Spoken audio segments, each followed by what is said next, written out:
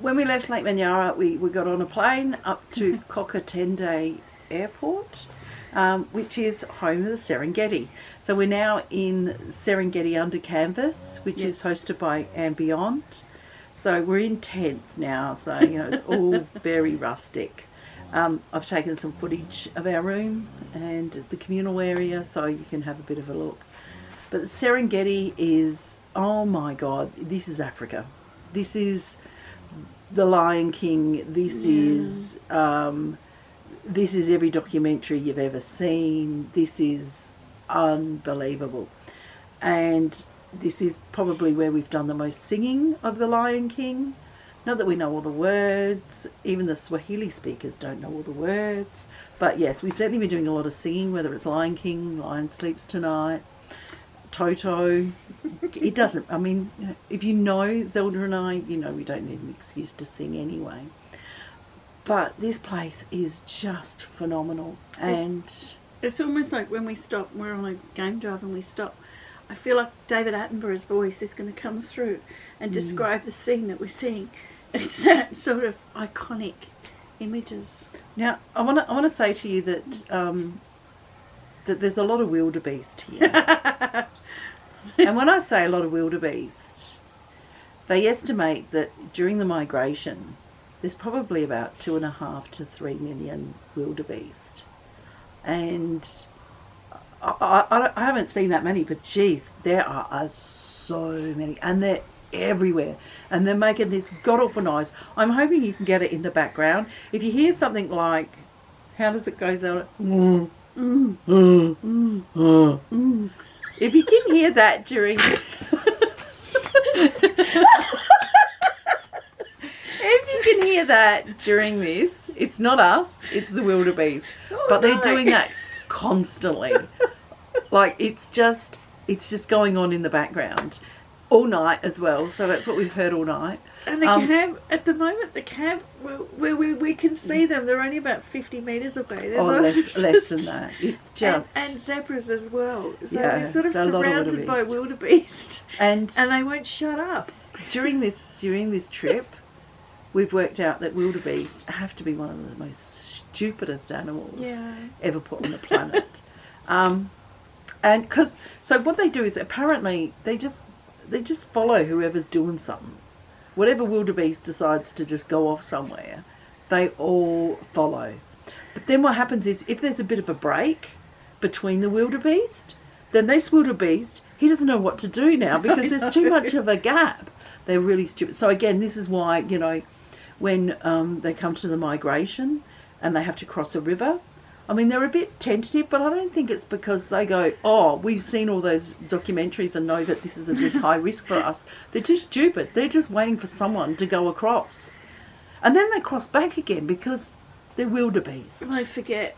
Look, we have had a lot of laughs at the wildebeest's expense at this trip. I know, and I feel a bit sorry for them because they really are stupid animals. Yep. And if one of them takes the most difficult way, despite there being an easy way just down the road, they'll all follow. Yeah, they will all follow. Nobody will go, hey, hang on a minute. If we go over here? No. There's bridges over these rivers, people.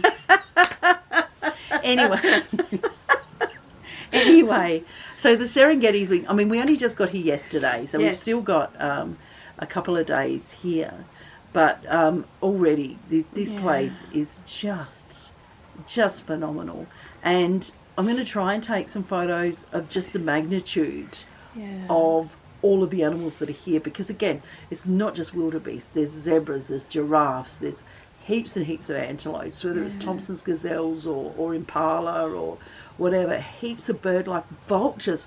Oh my God, this is like a massive smorgasbord, and the vultures are here ready.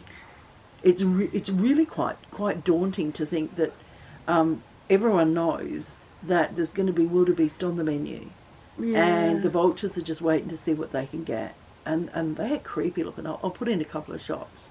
They're ugly. But, oh, sorry, no animal is ugly. Oh, but these are birds.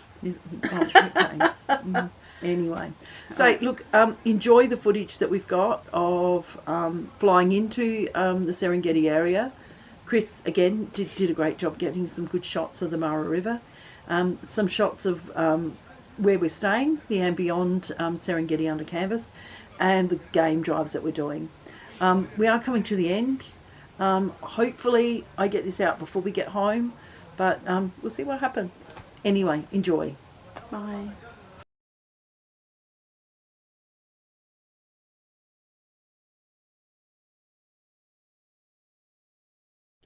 Welcome to our room at Serengeti Under Canvas. This is our beautiful view of the Serengeti Plains. And there's some wildebeest out there because there's wildebeest everywhere.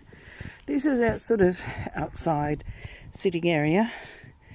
Not allowed to sit out here at night time because there are wild beasts like lions and leopards and things that do come through the area. So not at night. So let me take you inside.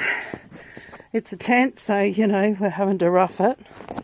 As I come in, we've got a day bed, a couple of beds each for Ali and I, another seating area. How beautiful is this?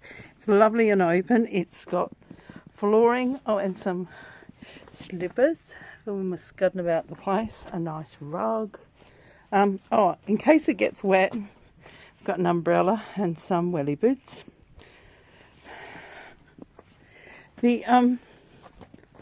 So there isn't any plumbing, but they have given us a nice wash basin, and everything goes down into the bucket, and with plenty of water. I'm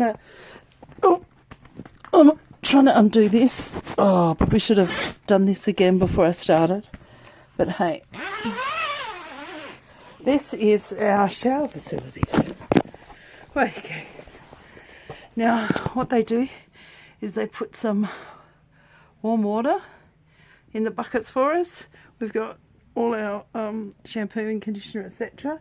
And then this is our outdoor shower.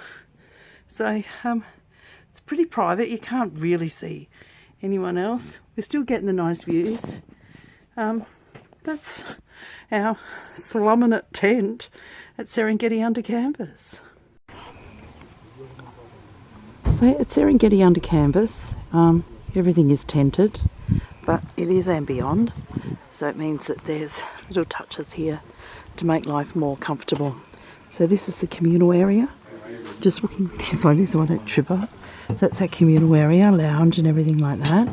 And there's a bar and the guy's helping us. There's Chris over there and some more seating area. Next door is our dining area.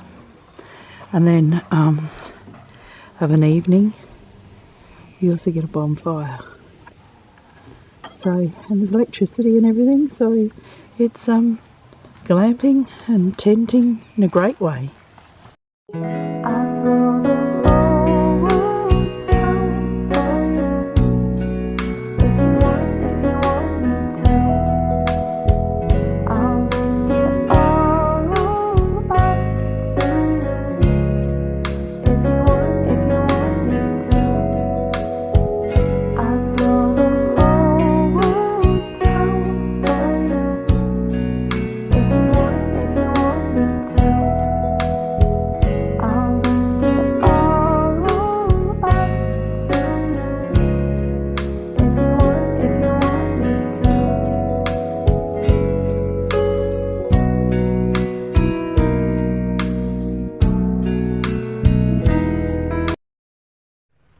So hey guys, today we did what people come to Serengeti for, and that is to have a look at the migration, the wildebeest, and see whether you can be lucky enough to see a river crossing. So it's a bizarre thing to do, in the sense that you have to be here to really experience it. I'll try and explain it, but basically we know the wildebeest are going to cross the Mara River. As I said before, they don't use bridges. They just wait for someone to go, and then they all go en masse because it's safer that way for most of them. So off we headed early, not knowing how long this is going to take, because apparently the wildebeest will maybe have false starts. They'll maybe do stuff and then turn around and come back, or it's just not the day for them to want to cross the river. So you head down there with books and journals and things like that, and things that you're going to do, just in case you have to sit there and wait for hours. The thing is that every man and his dog in the area knows, where the crossings are. All the guides do. So we turned up in a spot far away from the river, but with enough view to see what was going on. And basically we all just sit there and wait. And there's truck after truck after truck of tourists and their guides. And it all looks rather, you sort of feel like you're a vulture just waiting to see what's going to happen. Because again, we've all seen the documentaries and we know that when they cross rivers, there's uneven ground, there's maybe exits and entries that aren't super easy to get in and out of, and then there's crocodiles. So we waited, and fortunately for us, we didn't have to wait too long. It looked like they were crossing, and they'd found a small crossing over to an island, and then there was another small crossing to get out. But what happened was they all just ended up on this island, and none of them were ready to take that next step to the next area. So they really started bunching up. And then they realised this was folly and changed their mind. So they all went back again. So it was an attempted crossing. So we went back to our spot and waited again. And this time, not long later, there was the call to say, hey, they are crossing. They're crossing this river.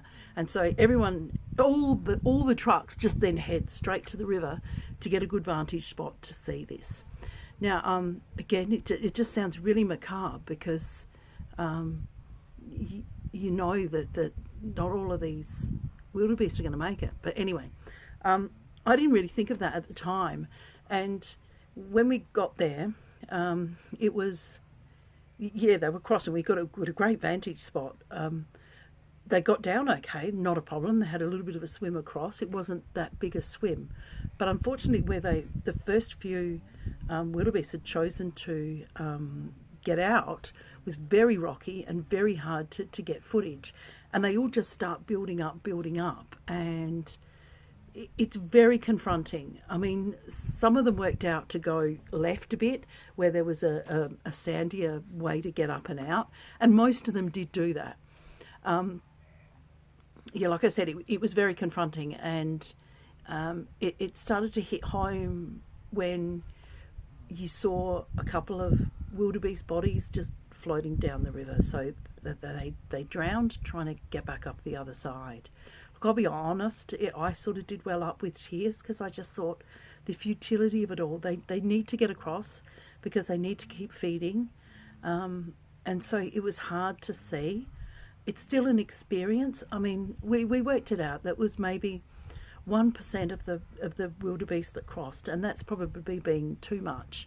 Less than 1% of the wildebeest that crossed didn't make it, but the rest all did, and they got to the other side, and success. So that was great, and it was good to see that. We were also really lucky though that there were no crocodiles in the area, so none of them actually got taken. Which again, I don't know how I would have felt if I'd seen it.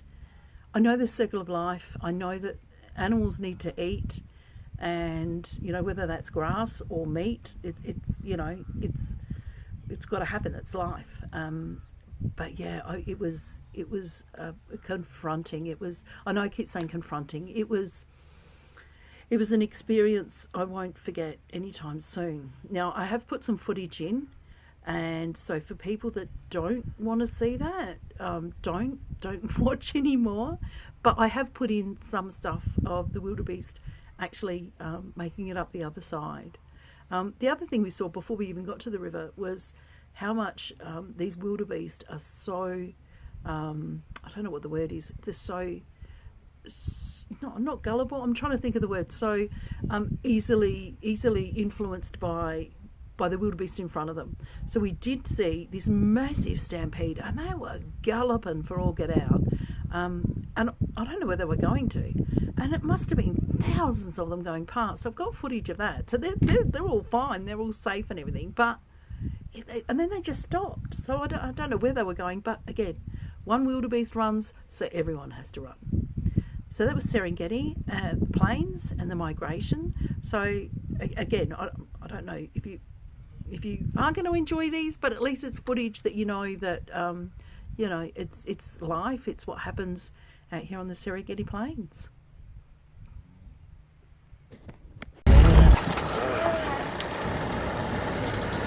Once you start running, I mean, little ones behind you are running, so you've got to keep going, I guess. Basically, just keep pushing.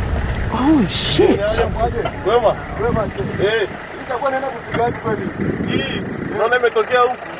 Sasa sijui labda tuende mpaka namba 3 kule. Namba 3? Hapo ndio jamaa anaongelea chini wasikia. Chini yule jamaa alikuwa anaulizia chini, sasa sijasikia hapo wapi. Sisi ndo barabara kuna mara hii. They might have looked across and then got scared and turned around. We're going to try to see on the other side. Yeah. There is a large line up, isn't there?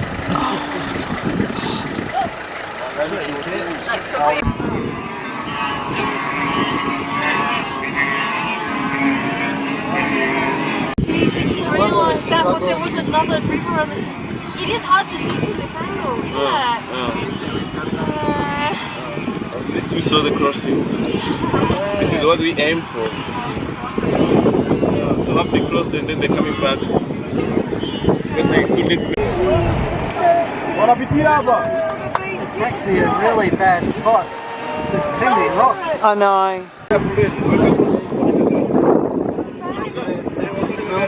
They just don't know why they crossed. I really hope the cars didn't impact on them all going down here. It's probably just that it's, you know, less steep.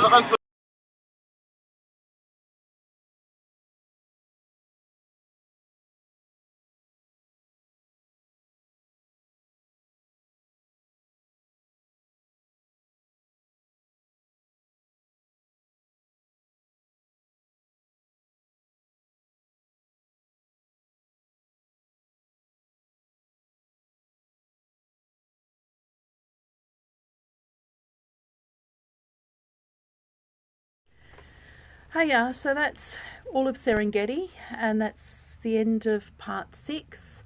We go home tomorrow, so there's not going to be any more part 7, part 8, part 9 of the Africa holiday.